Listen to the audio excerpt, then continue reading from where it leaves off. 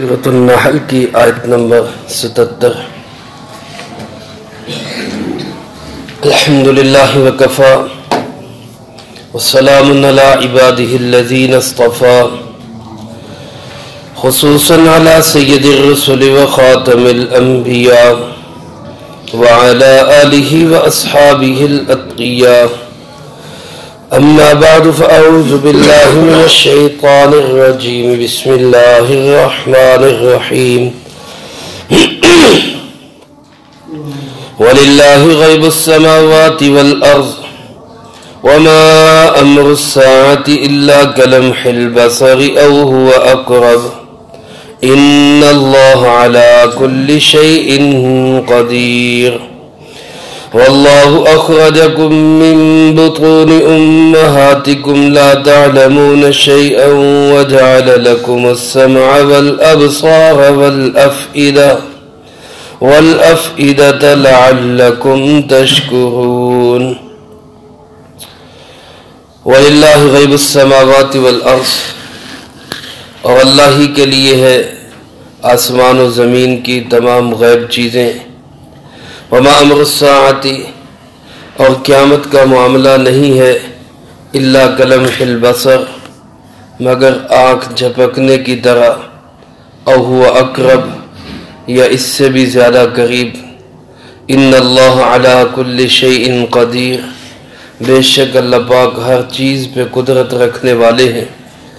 واللہ اخرجکم من بطون امہاتکم، اللہ وہ ذات ہے جس نے تمہیں پیدا کیا تمہاری ماؤں کے شکم سے، لا تعلمون شیئا، اس حال میں کہ تم کچھ بھی نہیں جانتے تھے، وَجَعَلَ لَكُمُ السَّمْعَ وَالْأَبْصَارَ وَالْأَفْئِدَةَ، اور اسی نے بنائے تمہارے لیے کان، آنکھیں اور دل، لَعَلَّكُمْ تَشْكُرُونَ، تاکہ تم شکر ادا کرو۔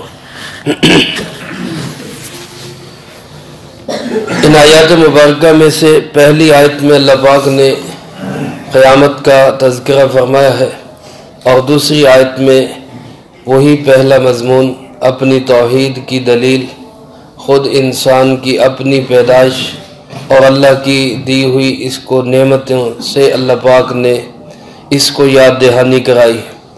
جس طرح عقیدہ توحید اسلام کا ایک بنیادی عقیدہ ہے، اور مشرکین مکہ نے اس میں آپ صلی اللہ علیہ وسلم سے بہت سخت اختلاف کیا، اسی طرح عقیدہ آخرت یہ بھی اسلام کے بنیادی عقائد میں سے ایک عقیدہ ہے۔ میرا اور آپ کا ایمان ہے کہ یہ زندگی عارضی زندگی ہے، یہاں سے موت کا ذائقہ چکھنے کے بعد ہم ایک نئی زندگی میں ہوں گے، اور وہ ایسی زندگی ہوگی جس کا کوئی اینڈ نہیں ہے، کوئی اختتام نہیں ہے۔ اللہ پاک مجھے آپ کو اسی ایمان پہ سلامت رکھے، اسی ایمان پہ موت نصیب فرمائے۔ ایک دنیا کی دنیا پڑی ہے، پورے جہان کا اربوں انسان ہیں جن کو مرنے کے بعد کی زندگی سمجھ ہی نہیں آ رہی، مرنے کے بعد بھی کوئی زندگی ہوتی۔ اس زمانے میں بھی ایسے ہی لوگ تھے، آپ صلی اللہ علیہ وسلم ان کو یاد دلاتے بے قیامت آئے گی، آخرت ہوگی، اللہ کے سامنے کھڑے ہونا ہوگا، حساب دینا ہوگا، تو وہ لوگ مذاق اڑاتے اور ہڈیاں اٹھا کے لے آتے، بوسیدہ ہڈیاں اٹھا کے مسل کے پھونک مار کے اڑا کے کہتے میں یحیی العظام وہی رمیم۔ ان بوسیدہ ہڈیوں کو کون زندہ کرے گا؟ کون زندہ کرے گا ان کو؟ اللہ پاک نے اس کے جواب میں ارشاد فرمایا، آپ فرما دیجئے یحییھا الذی انشأھا اول مرہ، ان کو وہی زندہ کرے گا جس نے ان کو پہلی دفعہ پیدا کیا۔ جو پہلی دفعہ بنا سکتا ہے وہ دوبارہ بھی بنا سکتا ہے۔ میرے عزیز دوستو، جب قیامت کی بات ہوتی تو وہ کہتے کب آئے گی قیامت، کب ہوگا یہ وعدہ، متی ھذا الوعد ان کنتم صادقین۔ تو اللہ پاک نے اس آیت مبارکہ میں قیامت کا تذکرہ کیا، چونکہ قیامت ایک غیب کی چیز ہے، پردہ غیب کے اندر ہے، بلکہ قیامت کے سارے ہی احوال پردہ غیب میں۔ ہمارا فرشتوں پہ ایمان ہے، آج تک ہم نے فرشتوں کو دیکھا نہیں، یہ ایک پردہ غیب ہے۔ قبر کے اندر انسان کو سزا یا جزا ملتی ہے، یہ ایک غیب کے اندر چیز ہے، ہمارا ایمان ہے، وہاں جا کے پتہ چلے گا، سزا ملے گی، جزا ملے گی۔ اللہ ہم سب کو سزا سے محفوظ رکھے۔ قبر سے اٹھنا ہے، حشر کا میدان ہے، پل صراط ہے، اعمال ناموں کی تقسیم ہے، اللہ کے عرش کے سائے ہے، پھر جنت یا جہنم ہے۔ یہ ساری چیزیں جو ہیں یہ پردہ غیب کے اندر۔ اللہ پاک فرماتے ہیں کہ دنیا جہان کی غیب کی جتنی چیزیں ہیں ان سب کا علم اور ان سب کا جو ہے حقیقی طور پہ ان کی معلومات وہ صرف اور صرف کس کے پاس ہے؟ اللہ کے پاس۔ سورہ لقمان کی آخری آیت میں اللہ پاک نے خاص طور پہ 5 چیزوں کا ذکر کیا۔ ان اللہ عندہ علم الساعہ وینزل الغیث ویعلم ما فی الارحام وما تدری نفس ماذا تکسب غدا وما تدری نفس بأی ارض تموت۔ ان 5 چیزوں کا علم صرف اور صرف اللہ کی ذات کو ہے۔ ان میں پہلی چیز جو ہے وہ فرمایا کہ قیامت کب آئے گی، اس کا علم بھی صرف اللہ کی ذات کو، اللہ کے سوا کوئی نہیں جانتا۔ تو وَلِلَّهِ غیب السماوات والارض، آسمان و زمین کی ساری غیب کی باتوں کا پتہ صرف اللہ کو ہے۔ اللہ کسی کو بتا دے، کچھ غیب کی چیزیں بتا دے، یہ اللہ کا اختیار ہے، اور پردہ غیب میں رکھے تو اس کا بھی وہ مالک ہے۔ حقیقی علم ہر چیز کا وہ اللہ کے پاس۔ رہی قیامت کب آئے گی تو اس کا علم بھی اللہ فرماتے ہیں صرف میرے پاس ہی ہے، میں ہی جانتا ہوں قیامت کب آئے گی۔ ایک حدیث ہے حدیث کے کتب کے اندر جس کو حدیث جبرائیل کہا جاتا ہے، اس کا نام ہی حدیث جبرائیل ہے علیہ السلام۔ حضرت جبرائیل علیہ السلام ایک دفعہ انسانی شکل کے اندر، ایک انسان کی شکل میں آپ صلی اللہ علیہ وسلم کی خدمت میں حاضر ہوئے۔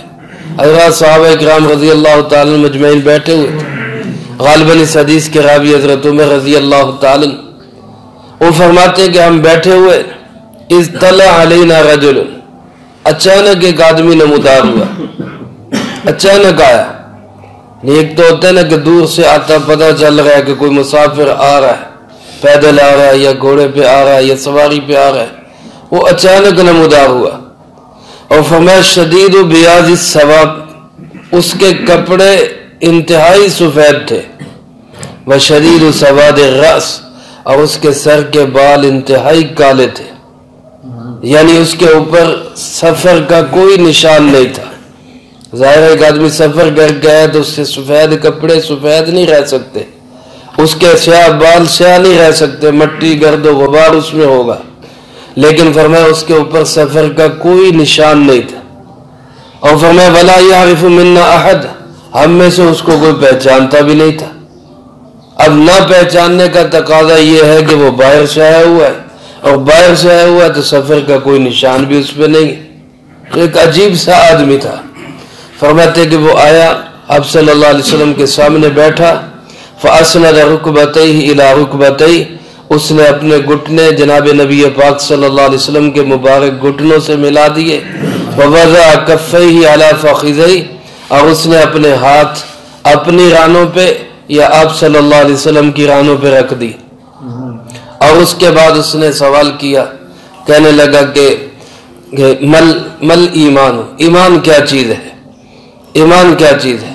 جناب نبی پاک صلی اللہ علیہ وسلم نے ارشاد فرمایا ان تؤمن باللہ وملائکتہ وکتبہ ورسلہ، آپ نے ایمانیات بتائی، اللہ پہ ایمان لاؤ، رسولوں پہ ایمان لاؤ، کتابوں پہ ایمان لاؤ۔ وہ ساری بات سن کے کہنے لگا صدقتا، آپ نے سچ فرمایا۔ حضرت عمر فرماتے فعجبنا لہ یسألہ ویصدقہ، ہمیں بڑا تعجب ہوا کہ سوال بھی کرتا ہے اور تصدیق بھی کرتا ہے۔ سوال کرنے کا تقاضا یہ ہے کہ اس کو پتہ نہیں ہے، اور تصدیق کرنے کا مطلب یہ ہے کہ یہ سب کچھ جانتا ہے، تو یہ کیسا آدمی ہے؟ پھر اس نے دوسرا سوال کیا مل اسلام، اسلام کیا چیز ہے؟ تو جناب نبی پاک صلی اللہ علیہ وسلم نے ارشاد فرمایا الاسلام، اسلام یہ ہے ان تشہد ان لا الہ الا اللہ وان محمد رسول اللہ وتقیم الصلاۃ وتؤتی الزکاۃ وتصوم رمضان وتحج البیت ان استطعت الیہ سبیلا۔ اسلام یہ ہے کہ تو اللہ کے ایک ہونے کی گواہی دے، حضرت محمد صلی اللہ علیہ وسلم کے رسول ہونے کی گواہی دے، اور اسلام یہ ہے کہ تو نماز ادا کرے، زکوٰۃ دے، روزہ رکھے، حج کرے۔ پھر اس نے تیسرا سوال کیا، اس پہ بھی اس نے کہا صدقتا، تو نے سچ کہا۔ حضرت عمر فرماتے ہیں ہمیں پھر تعجب ہوا کہ سوال بھی کرتا ہے، تصدیق بھی کرتا ہے۔ پھر اس نے تیسرا سوال کیا مل احسان، احسان کیا چیز ہے؟ تو جناب نبی پاک صلی اللہ علیہ وسلم نے ارشاد فرمایا ان تعبد اللہ کأنک تراہ فإن لم تکن تراہ فإنہ یراک، کہ تو اللہ کی عبادت ایسے کر جیسے تو خود اللہ کو دیکھ رہا ہے، اور اگر یہ کیفیت پیدا نہ ہو تو کم سے کم یہ کیفیت پیدا ہو جائے کہ اللہ مجھے دیکھ رہا ہے۔ یہ احسان ہے۔ اس کے بعد اس نے پھر سوال کیا، چوتھا سوال کیا کہ متی الساعہ، قیامت کب آئے گی، قیامت کب آئے گی؟ تو اس کے جواب میں جناب محمد کریم صلی اللہ علیہ وسلم نے ارشاد فرمایا مل مسئول عنہا بأعلم من السائل، سوال کرنے والا بھی نہیں جانتا، جس سے سوال کیا گیا وہ بھی نہیں جانتا، دونوں کو نہیں پتا قیامت کب آئے گی۔ علماء فرماتے ہیں اس میں آپ صلی اللہ علیہ وسلم نے مختصر جواب نہیں دیا کہ مجھے نہیں معلوم، بلکہ یوں کہا کہ مل مسئول عنہا بأعلم من السائل، نہ سائل کو پتا ہے نہ مسئول کو پتا ہے۔ اس میں اشارہ اس بات کی طرف ہے کہ قیامت تک کوئی ایسا نہیں آ سکتا کہ سوال کرنے والا بھی جانتا ہو یا جس سے سوال کیا جا رہا ہے وہ بھی جانتا ہو، کبھی بھی نہیں ہوگا۔ یہ علم صرف اور صرف کس کے پاس ہے؟ اللہ کا۔ پھر اس نے کہا کہ ما اشراطھا، اچھا چلو اس کی کوئی نشانیاں بتا دو، قیامت کی کوئی نشانیاں بتا دو۔ تو جناب نبی پاک صلی اللہ علیہ وسلم نے پہلی نشانی یہ ارشاد فرمائی ان تلد الامۃ ربتھا، کہ باندیاں جو ہے وہ اپنے مالکوں کو جنم دے گی، باندیاں اپنے مالکوں کو جنم دے گی۔ اس جملے کے دو مفہوم علماء نے لکھے۔ ایک مفہوم یہ لکھا ہے کہ زنا اتنا عام ہو جائے گا کہ نوکرانیوں کے پیٹ سے مالک پیدا ہوں گے۔ اللہ ہم سب کو اس سے محفوظ رکھے۔ بے حیائی اور زنا اور فواحش اور منکرات یہ قیامت کی نشانیوں میں سے ایک نشانی ہے۔ یہ دوسرا مطلب بعض علماء نے یہ لکھا ہے کہ مائیں اپنے مالکوں کو جنم دیں گی، یعنی اولاد ماں باپ پہ ایسے آرڈر چلائے گی جیسے نوکروں غلاموں پہ آرڈر چلائے جاتے، اولاد ماں باپ کی نافرمان ہو جائے گی۔ اللہ ہم سب کو اس نشانی سے بھی محفوظ رکھے۔ دوسری نشانی آپ نے ارشاد فرمائی کہ تو دیکھے گا ان تر الحفاة العراة، جن کے پاؤں میں جوتا نہیں تھا، جن کے تن پہ کپڑے نہیں تھے، یتطاولون فی البنیان، وہ لمبی لمبی عمارتیں بنا کے ان پہ فخر کریں گے، لمبی لمبی عمارتیں بنا کے پلازے بنا کے ان کے اوپر فخر کریں گے۔ یہ قیامت کی وہ پیشین گوئیاں ہیں جو جناب محمد کریم صلی اللہ علیہ وسلم نے ارشاد فرمائی اور حرف بحرف سچ ہو رہی۔ میرے محترم دوستو، اس حدیث مبارک کے اندر بھی یہ بات واضح ہو گئی کہ قیامت کا علم صرف اللہ کے پاس ہے، اور اللہ پاک فرماتے وہ اتنی اچانک آئے گی وما امر الساعہ الا کلمح البصر او هو اقرب۔ فرمایا قیامت کا معاملہ اس قدر نزدیک ہے کہ جیسے آنکھ جھپکو تو قیامت آ گئی، آنکھ جھپکو تو قیامت آ گئی، بلکہ فرمایا اس سے بھی زیادہ قریب۔ آنکھ جھپکنے میں بھی کچھ لمحے لگ جاتے ہیں، لیکن قیامت اس سے بھی زیادہ قریب ہے۔ بڑی قیامت بھی ایسے ہی آئے گی۔ حدیث پاک میں آتا ہے کہ ایک آدمی اونٹنی کا دودھ نکال رہا ہوگا، یعنی لوگ اپنے اپنے کام کاج میں لگے ہوں گے، اچانک قیامت آ جائے۔ کپڑے کی دکان پہ کپڑا خریدار اور گاہک اور مالک آپس میں سودا کر رہے ہوں گے، کپڑا پھیلا ہوا ہوگا، دیکھ رہے ہوں گے، پیسے طے ہو رہے ہوں گے، اچانک قیامت آ جائے گی۔ فرمایا ایک آدمی روٹی کا لقمہ روٹی کھا رہا ہے، روٹی کا لقمہ توڑے گا، نوالا منہ تک لے کے جائے گا، قیامت آ جائے گی، ایک دم آئے گی قیامت۔ یہ بڑی قیامت بھی ایسے ہی آئے گی، اور چھوٹی قیامت جس کو فرمایا من مات فقد قامت قیامتہ، جو مر گیا تو اس کی قیامت تو شروع ہو گئی۔ تو موت کے مناظر تو ہم روزانہ دیکھتے ہیں، ایسے اچانک آتی ہے، پلک جھپکتے آتی ہے، پتہ بھی نہیں چلتا۔ بندہ کہتے ہی رہ جاتا ہے یار ابھی کل تو مجھے ملا، ابھی چند لمحے پہلے تو میرے پاس تھا، ابھی تو میری اس سے فون پہ بات ہوئی ہے، اور پتہ چلتا ہے کہ جناب وہ انا للہ ہو گئے۔ تو اللہ پاک فرماتے ہیں یہ اتنا قریب ہے معاملہ کہ آنکھ جھپکنے میں بھی دیر لگتی ہے، موت اور قیامت کا معاملہ جو ہے اور منظر جو ہے اس سے بھی زیادہ قریب ہے۔ ہمیں اگر کسی کو سمجھ نہیں آتا کہ یہ کیسے ہوگا تو اتنی بات پہ یقین کر لو کہ ان اللہ علی کل شیء قدیر، اللہ ہر چیز پہ قدرت رکھتا ہے، وہ لمحوں میں بنا بھی سکتا ہے، وہ لمحوں میں سب کچھ بگاڑ بھی سکتا ہے، توڑ پھوڑ بھی سکتا ہے، اس کو پوری قدرتیں حاصل ہیں۔ پھر اپنی قدرت کے دلیل کے طور پہ فرمایا دیکھو انسانوں، اللہ اخرجکم من بطون امہاتکم، تمہیں ماں کے پیٹ سے اللہ نے نکالا، پیدا کہاں سے کیا، اور اس وقت تمہاری کیفیت کیا تھی کہ لا تعلمون شیئا، تم کچھ نہیں جانتے تھے، کچھ بھی پتہ نہیں تھا۔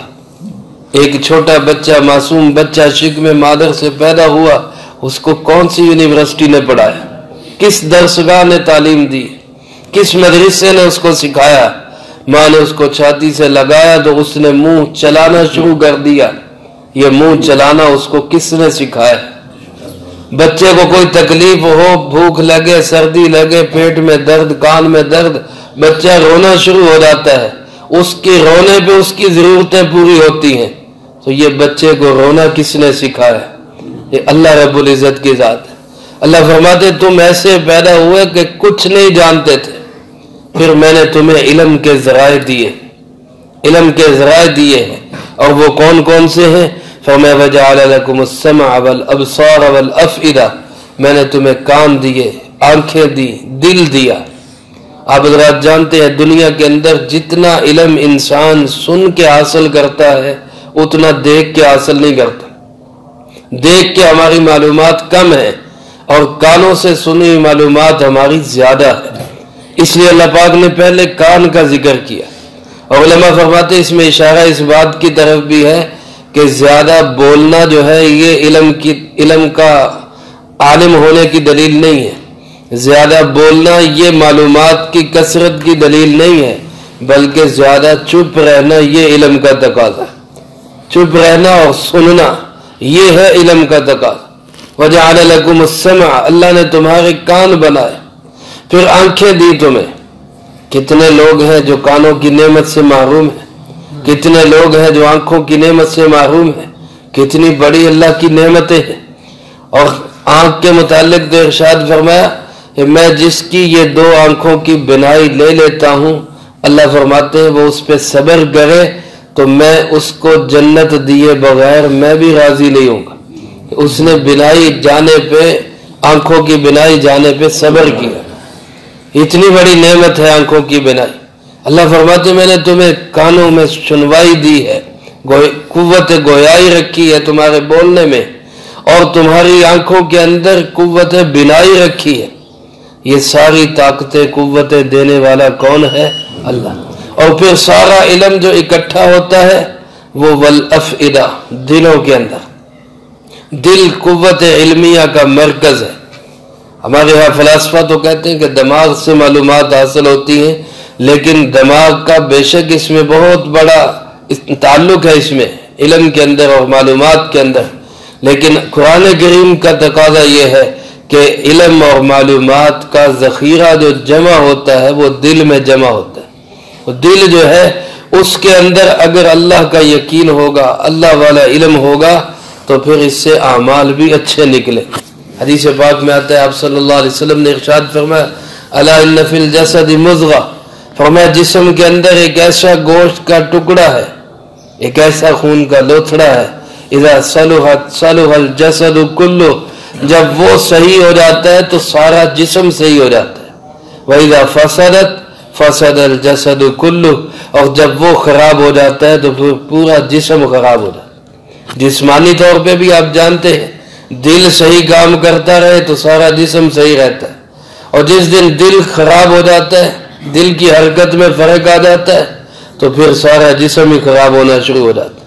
اور روحانی طور پر بھی اگر دل کے اندر اللہ کا یقین ہے، آخرت کا یقین ہے، اب جس آدمی کو پتا ہو میں نے مرنے کے بعد رب کے سامنے کھڑے ہو کے حساب دینا ہے، بتاؤ وہ کسی چیز میں ملاوٹ کرے گا؟ وہ کسی کو دھوکہ دے گا؟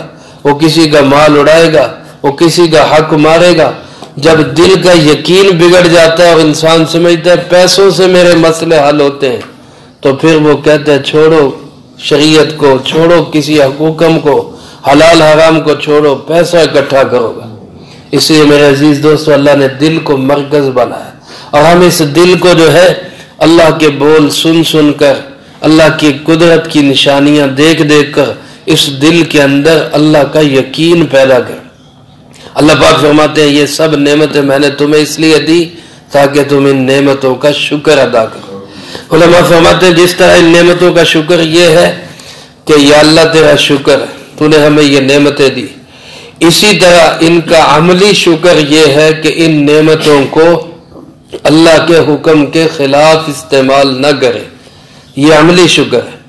کانوں سے وہ نہ سنے جس سے اللہ نے منع کیا ہے، آنکھوں سے وہ نہ دیکھے جس سے اللہ نے منع کیا ہے، دل دماغ کو وہاں استعمال نہ کرے جہاں سے اللہ نے روکا ہے، یہ بھی ان نعمتوں کا شکر ہے۔ آج اللہ پاک ہمیں معاف فرمائے، بد نظری کے عیب میں اکثر مبتلا ہے، الا ماشاءاللہ۔ اللہ ہم سب کو نظر کی حفاظت کی توفیق نصیب فرمائے، جو کہا سنا اس کو زندگی میں لا کے دوسروں تک پہنچانے کی توفیق عطا فرمائے۔ اللہم لک الحمد کما ینبغی لجلال وجہک وعظیم سلطانک، اللہم لا احصی ثناء علیک انت کما اثنیت علی نفسک، اللہم لک الحمد کما انت اہل، صلی علی محمد کما انت اہل، وافعل بنا ما انت اہل، فانک اہل التقوی واہل المغفرہ۔ اللهم ربنا ظلمنا أنفسنا وإن لم تغفر لنا وترحمنا لنكونن من الخاسرين. اللهم ربنا آتنا في الدنيا حسنة وفي الآخرة حسنة وقنا عذاب النار. اللهم احسن عاقبتنا في الأمور كلها وأجرنا من خزي الدنيا وعذاب الآخرة. اللهم استر عوراتنا وآمن روعاتنا. اللهم إنا نجعلك في نحورهم ونعوذ بك من شرورهم. اللهم اكفنا بحلالك عن حرامك وأغننا بفضلك عن من سواك. اللهم اكفنا كل مهم من حيث شئت ومن أين شئت. رب ارحمهما كما ربياني صغيرا. ربنا تقبل منا إنك أنت السميع العليم وتب علينا إنك أنت التواب الرحيم. صلى الله على النبي الكريم وعلى آله وأصحابه أجمعين برحمتك يا